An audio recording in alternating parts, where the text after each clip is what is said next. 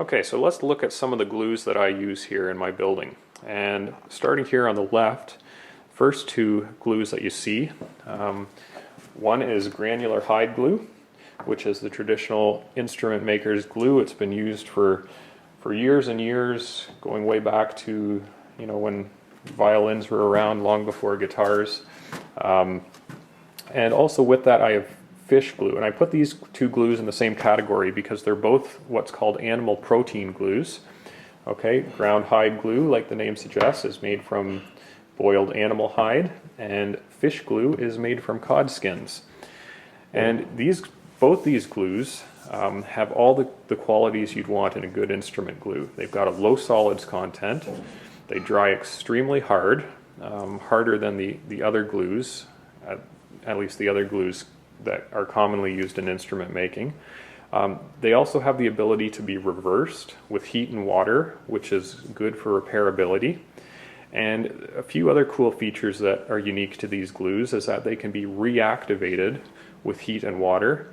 So even if the glue's been dried up for 10, 20, 30, 40 years, you add a little heat and water and it will reactivate the stickiness of the glue.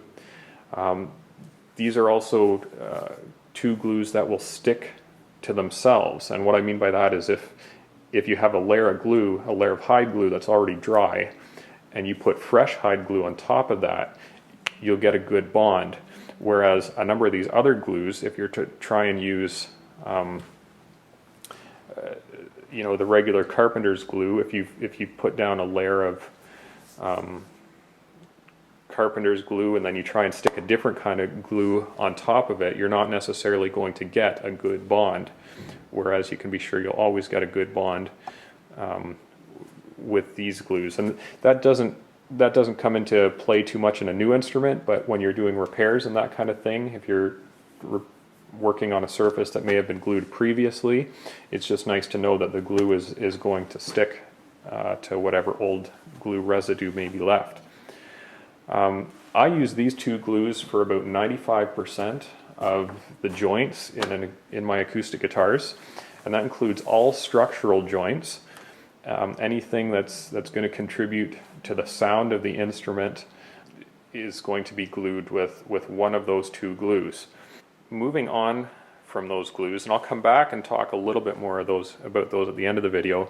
Next we find just the regular yellow carpenter's glue, and the more commonly known brand in the acoustic guitar world would be Titebond 1, Titebond being a name brand.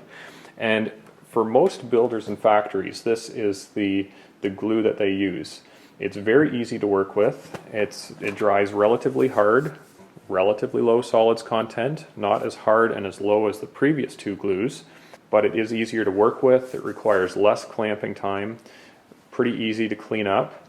It can be reversed with heat and moisture, although it can't be reactivated the way that the other glues can.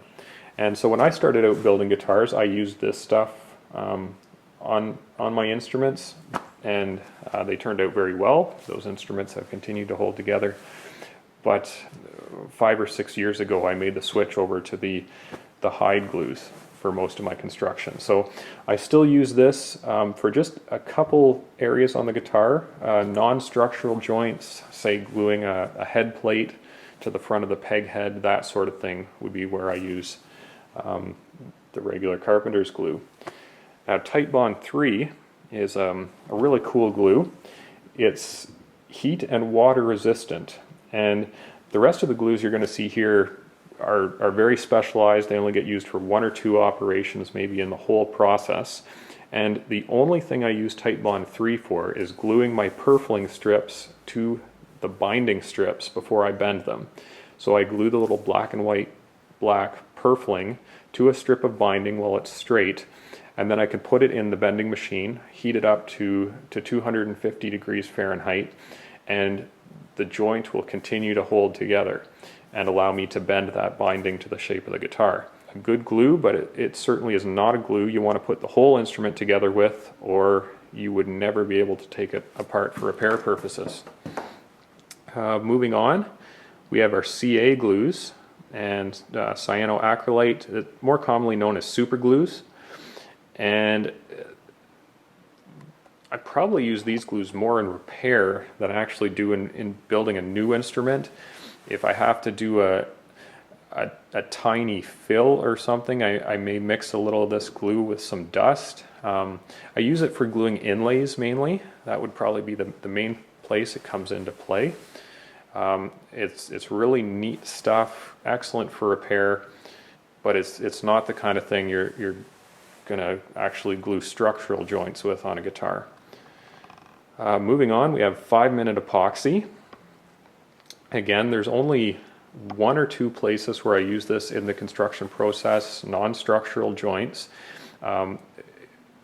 Epoxies in general are not good structural glues for instruments because they don't dry as hard. They always tend to be a little bit rubbery. Epoxy serves its purpose well, just not as a primary structural glue for instrument making. Next is polyurethane glue. Gorilla Glue is a common brand name. This is really cool stuff. If you need to glue dissimilar materials together, so you want to glue wood to metal or plastic to metal or something like that, this glue can do that for you. About 10 years ago, I glued some guide blocks, wooden guide blocks, onto my metal belt sander, and they are as solid as ever. This is a messy glue. Again, you wouldn't want to use it for regular construction on the guitar. It tends to bubble up and foam as it's drying. And the only place I use this glue is gluing the carbon fiber stiffening rods into my necks. There are very few glues, just some epoxies and the polyurethane glue, which will stick to carbon fiber. And so I just use a very small amount of that to glue the carbon fiber rods into the neck, and it serves that purpose very well.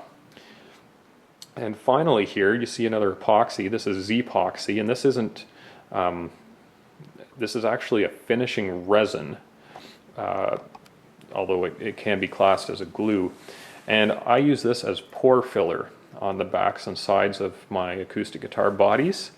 I like it because it's basically clear, has a very slight amber tint, and a few coats of this will do a good job at filling the pores, and it doesn't shrink back the way some oil-based pore fillers can shrink.